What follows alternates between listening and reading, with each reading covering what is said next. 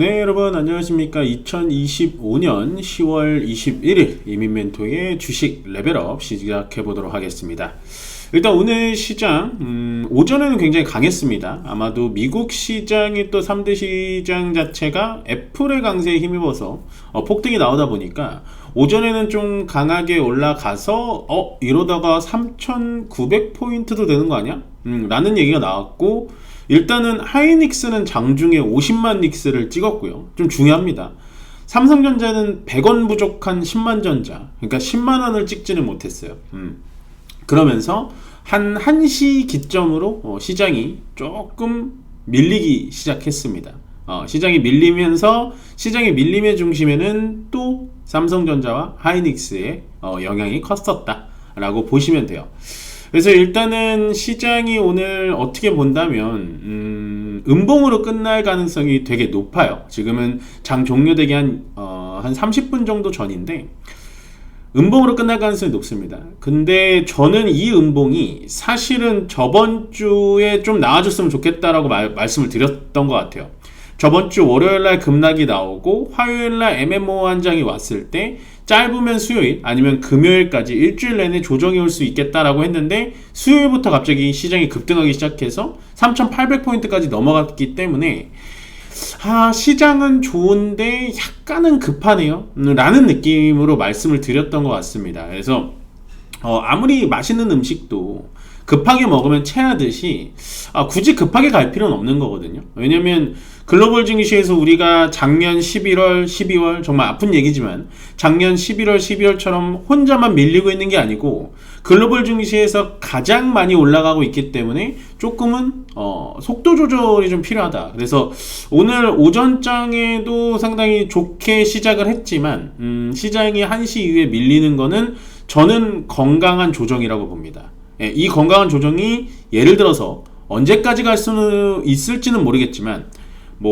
수요일, 목요일, 금요일 이번 주 내내 이어진다고 해도 겁먹을 필요는 없다.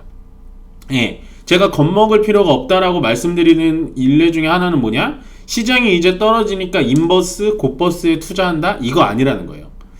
사실은 저는 인버스와 곧버스에 저번에도 말씀드렸지만 한 번도 이렇게 적극적으로 투자를 해본 적이 없고, 인버스와 곧버스를 투자를 하기 시작하다 보면 시장을 긍정적이게 볼 수가 없다라고 말씀을 드렸기 때문에 일단은 시장은 조금 눌려주는 건 괜찮다 라고 생각을 해주시면 좋을 것 같습니다. 그래서 큰 문제가 없이 시장이 밀리는 거기 때문에 여러분들은 너무 걱정을 안 하셨으면 좋겠다 보시면 될 것 같고요. 일단은 이 한미 협상 얘기가 계속해서 나오고 있습니다. 한미 원자력 협정 개정까지 나오고 있어요. 요게 좀 중요한 포인트인 것 같은데, 일단 우라늄 농축을 우리나라가 20% 이상 하지 못합니다. 왜냐면 20% 이상 가지게 되면은 핵 보유를 할 수가 있기 때문에 우라늄 농축, 그 다음에 핵 연료 재처리 이런 것들을 미국의 승인 없이는 못했는데, 요게 아마 지금 협정안에 들어가는 걸 보니까 협상안이 꽤 괜찮게 나올 것 같습니다. 그렇게 됨으로써 지금 원전 관련된 종목들이 갑자기 또 두근두근하게 올라와 주기 시작하죠. 그 중심에는 이렇게 되면은 원전 설계 쪽인 한전 KPS, 한전 기술이 조금 더 강할 수는 있지만 저는 원전 쪽에서는 역시나 주력 기기 쪽을 보시는 게 훨씬 더 좋다. 설계 쪽보단 기기가 더 낫습니다. 그 다음에 이제 10월 20일 기준 수출이 7.8% 감소됐다고 하는데요. 요것 때문에 시장이 빠지는 건 아닙니다. 대미 수출도 많이 떨어졌다고 하는데, 우리가 장장 한 10일 정도의 연휴가 있었고, 아무래도 또 관세 영향도 더 받다 보니까 수출은 좀 빠질 수가 있어요. 근데 수출의 상세 내역이 좀 이따 나오겠지만, 대략 살펴보니까 반도체는 역시나 성장을 했고 자동차는 좀 감소했어요. 근데 반도체야 워낙에 지금 디램 부족 현상이 일어나다 보니까 올라갈 수는 있지만, 자동차는 물론 관세 영향도 있겠지만 제가 봤을 땐 영업일수의 감소가 가장 큰 이유다. 그러니까 크게 시장은 반응을 안 했습니다. 그 다음에 일단은 우리 시장 오늘 조정이 좀 나오는데요. 중국, 홍콩, 일본, 아시아 증시가 오늘까지도 굉장히 강한 흐름 나타내고 있어요. 예전 같으면 우리만 떨어지네요, 이걸 어떻게 해야 될까요? 이럴 텐데, 뭐, 우리가 지금 1등으로 올라가고 있기 때문에, 뭐, 먼저 조정을 받는 건 전 나쁘지 않다라고 보고, 그 중에서 이제 일본 증시가 지금 49,000포인트, 49,000포인트 니케이 지수를 뚫어내면서, 결국에 오늘 오후에 아마 다카이치 사나이라는 여성 총리가 확정이 날 것 같습니다. 그렇게 되면 아마 일본도 돈 풀자, 돈을 많이 풀어서, 증시 부양, 뭐 이런, 뭐랄까, 세제 관리, 그 다음에 소비 관리, 뭐 이런 것들을 할 것 같아요. 뭐, 제2의 아베, 뭐 이런 얘기가 나오니까, 일본의 새로운 총리를 좀 지켜봐야 될 것 같다. 우리나라랑 워낙에 관계가 깊은 일본이기 때문에요. 그 다음에 이제 트럼프 대통령이 어저께부터 이제 중국 압박을 딱 세 가지 하고 있습니다. 첫 번째, 펜타닐, 두 번째, 히토류, 세 번째, 대두. 예. 이 중에서 가장 중요한 게 뭐냐면 히토류랑 대두인데요. 실질적으로 트럼프 대통령의 아킬레스건을 지금 중국이 굉장히 잘 건드리는 것 같습니다. 예, 펜타닐이야 뭐 미국이 중국에다가 그냥 압박하는 수단이고, 히토류는 미국의 완전한 아킬레스건이에요. 히토류가 없으면 일단 제일 첫 번째, 반도체를 못 만들더라도 미국산 패트리어트 미사일이라든지 레이더라든지 무기를 하나도 못 만들어요.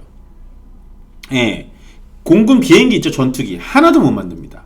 예, 그래서 히토류가 없으면 그냥 무시하고 갈 수가 없는 게 미국의 국방력이 흔들려요. 그래서 트럼프가 굉장히 지금 노심초사하고 있는 거고, 대두 같은 경우도 마찬가지예요. 트럼프의 정치적 기반이 어디죠?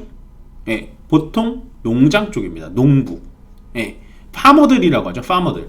근데 이 대두의 거의 뭐 80%를 중국에서 다 사갔는데, 중국이 9월 달에 대두 수입이 대두 수입이 제로입니다. 제로. 0이에요, 그냥. 참 중국도 많이 준비했죠. 일단 그래서 중국은 모자라는 대두를 뭐 이렇게 중국 사람들이 대두를 그렇게 많이 먹냐, 이게 아니라 대두를 수입해가지고요, 그 콩 껍질이나 이런 거를 돼지 사료로 줘요.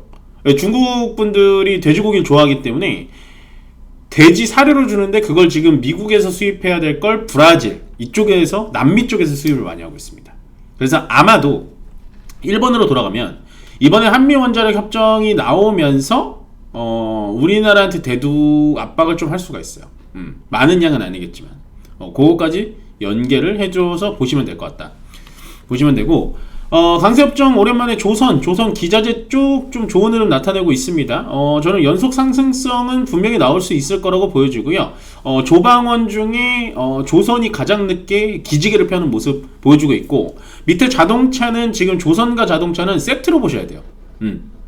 어떻게 세트로 봐야 되냐? 얘는 마스가, 얘는 관세 15%. 그러니까 둘의 공통점은 뭐냐? 한미 간의 무역 협상에 대한 공통점을 보시면 돼요. 그래서 무역 협상이 잘 되면 잘 된다라는 얘기가 아침에 나올수록, 오늘 자동차가 좀 좋다가 빠졌지만 어쨌든 자동차 보셔야 되고, 조선과 조선 기자재, 특히나 조선 쪽도 좋지만 조선 기자재도 많이 눌려 있어요. 조선 기자재 쪽이 조금 더 탄력이 좋기 때문에 여기서 보신다면 여러분들 투자 아이디어는 충분히 많이 가져가실 수 있으실 거다 라고 보시면 될 것 같고, 그다음 원자력은 아까 첫 번째 이슈로 보여드린 우라늄 농축이라든지 핵 연료 재사용, 이런 것 때문에 원자력은 여전히 메리트가 좋다. 오늘은 강세업종에 제가 가장 좋아하는 업종들이 다 있었고, 약세업종 증권 뭐 차익 실현 당연히 나와야겠죠. 어저께 급등이 나왔기 때문에 어제 급등한 만큼 조금 떨어지는 분위기. 반도체는 전체적으로 오늘 좀 눌림이 있습니다. 그치만 끝나지 않았다. 오히려 반도체가 떨어져 준다면 훨씬 더 기회를 잡을 필요가 있습니다. 어저께 제가 삼성전자 파나요 마나요라고 말씀을 드렸을 때 왜 팔지 말라고 말씀을 드렸냐면, 반도체는 지금 고객이 깔려 있다.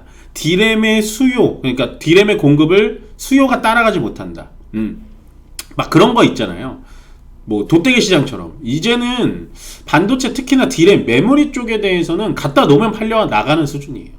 예. 그러니까 반도체는 오히려 떨어져 주면, 오늘 뭐 떨어진 것도 아니지만 기존에 갔던 것만큼 떨어져 준다면 반도체는 충분히 기회가 오고, 전선 쪽도 오늘 좀 조정이 나오고 있습니다. 그렇지만 전선 쪽은 전력기기랑 세트로 보시면 되는데, 전력기기 쪽에서는 전력기기 회사가, 전선 회사가 우리나라에 되게 많거든요.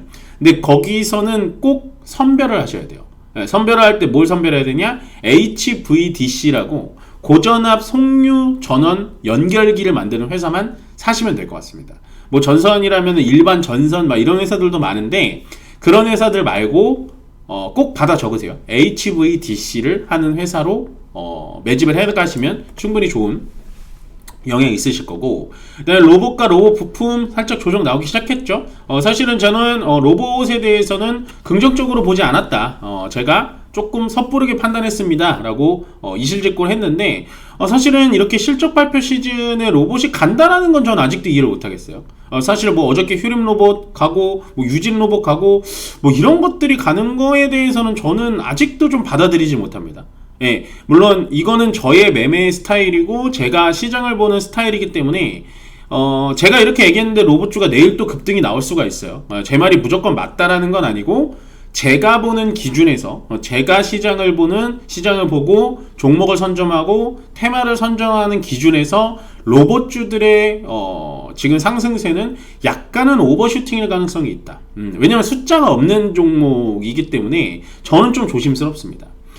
그 반면에 제가 같이 써놨지만 로봇, 완성품 로봇 업체는 저는 그렇게 좋아하진 않고 로봇 부품 쪽, 뭐 인간의 관절이라고 할 수 있는 이 액추에이터를 만드는 로보티지라든지 감속기 쪽의 SPG, 하이젠 RNM 뭐 이쪽은 저는 괜찮다고 보여지고요.